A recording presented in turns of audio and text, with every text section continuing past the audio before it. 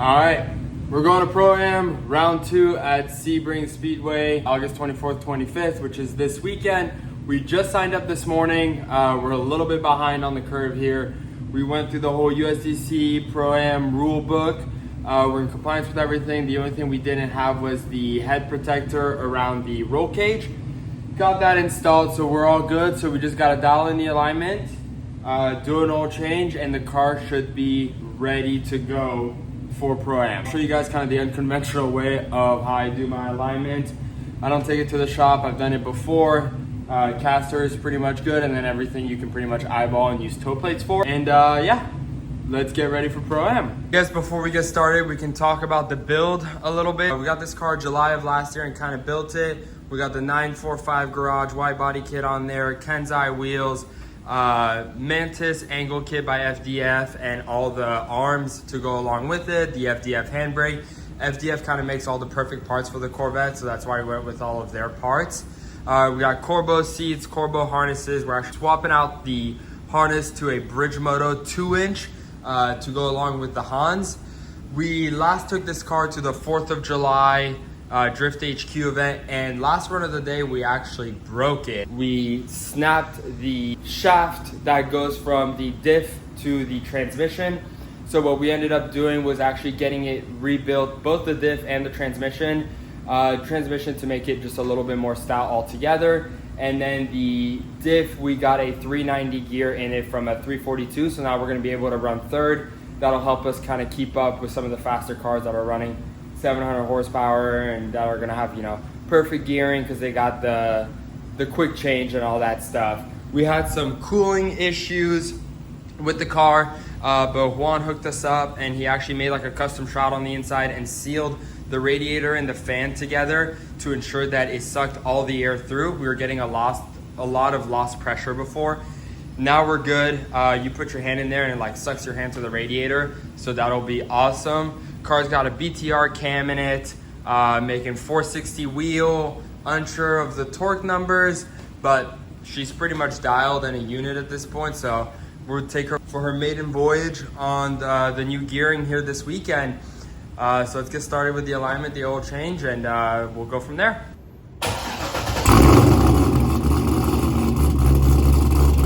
Sounds good. All right, got the oil change completed. Now to do the toe in the front. The car felt like it had a lot of toe, so I set up the toe plates here, and looking at it in the rear, we're at 82.5 inches. In the front, we're at 83, so we have about a ½ inch of toe out, which is definitely more than we want. So we're gonna track the car up, and I'm actually gonna bring in the left wheel a little bit, car pulling to the left, so my thought process is that the left wheel is the one making it happen, do that. That's the part of the unconventional alignment. That's what I'm gonna do, and hopefully that'll fix our issue with the car pointing to the left, and then we'll do the rear.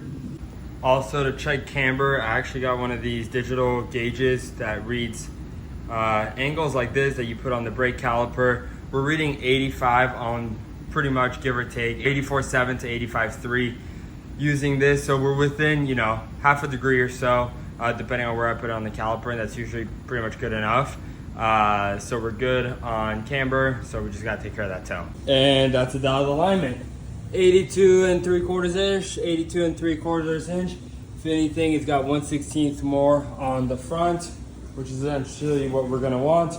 Tighten everything back up, and alignment for the front is dialed. So front's all dialed in. Now to do the rear, when Juan dropped the subframe to change out the diff and the transmission, he did say that the rear right control arm was super loose. So when looking at the tires from the rear, you can kind of tell that this one is poking in a lot more. And if you kind of look at the tire here and how much is actually showcasing compared to here, it's a lot more on that side. Once again, not a conventional way to do an alignment. So we're gonna toe plate it, see how far off we're at. We definitely are gonna wanna push for a 1/4 inch of toe. And then I have some static adjustments that I can do to just put in another 1/4 inch or another ½ inch if we really need a lot of grip at the truck. But we still have a lot in the suspension that we can do before we start messing with the toe. We'll check the camber also. It looks like we're getting a little bit of outer wear here towards the end of the event. I'm thinking because that toe arm was actually getting loose. compared to the inside. And this was like our 4th set of the day at 4th of July. And all day long we were getting even tire wear. But just that last couple laps, the right side started to chew the outside of the wheel a little bit. So check the toe, check the camber, and after that we'll be dialed and we can take the wheels off to get them mounted. 12 out of 10, speculations are correct. I just had to share this. We're at just under 80 inches in the rear, and we're just under 78 and a half. So we have about 1.5 inches of toe in right now. Definitely more than we want. We're gonna pull about 1 inch, 1.25 inches out. Once again, looking here, you know, once you see the measurement, your brain starts to kind of agree with your eyes more. I'm thinking we got way too much toe in all on this side. So we're gonna pull a lot of it out and we'll go from there. Shout out to Kansai, Kansei. Actually got some new wheels also. Same as the other ones. I only have 2 sets, so 4 total wheels. Got an extra set for this weekend and for the future, so I don't have to worry about mounting tires so much.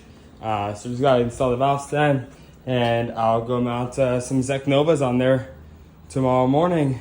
Got the full batch of Zekis mounted up here. Gonna get 2 mounted up on the car. The other 4 are just gonna be for the first couple sessions of practice. We got more at the warehouse that will mount at the track. Tyler's got a tire machine, so we'll either do that or we'll pay the tire changer to do it. And then we have a last minute surprise that came in. Did not think it was gonna get here before ProAM, but this is gonna be a game changer for the competition, which we'll go over that. We gotta install it. Tomorrow we gotta load up the trailer, and then Friday's road trip day to Sebring. So we got a lot on our plate. Let's get cracking.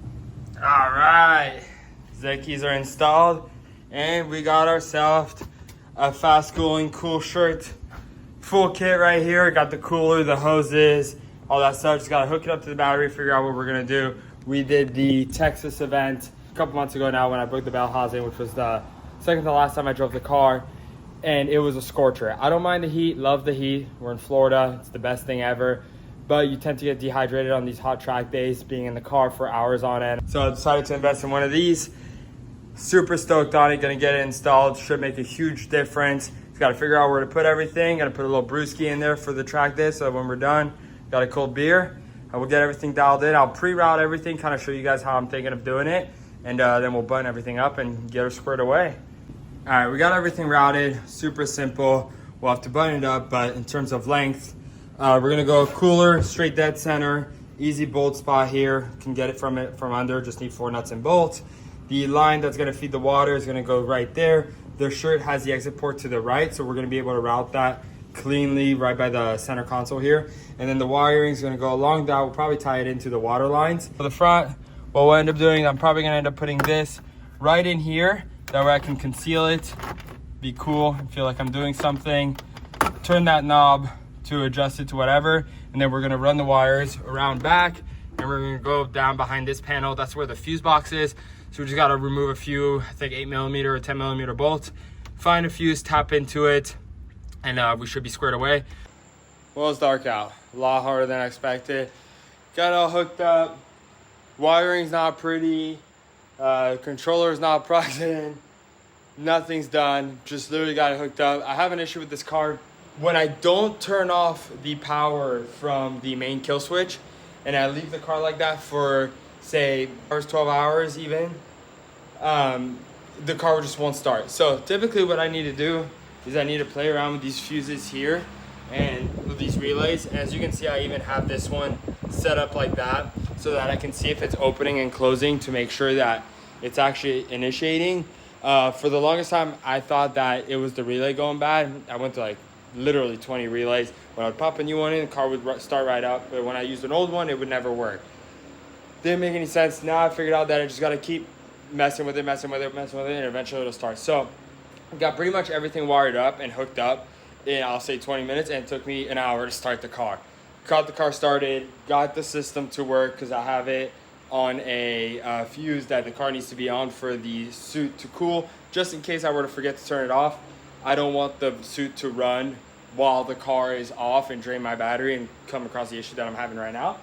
So we got everything hooked up. We're gonna tighten up all the wiring. I don't think I have nuts and bolts for the actual bracket for the cooler. So I don't think we'll do that tonight. We'll do that tomorrow before we load up everything in the trailer and before we head out to ProAM. So we got a bucket of stuff, all the tools. I just cram them in the corner like that.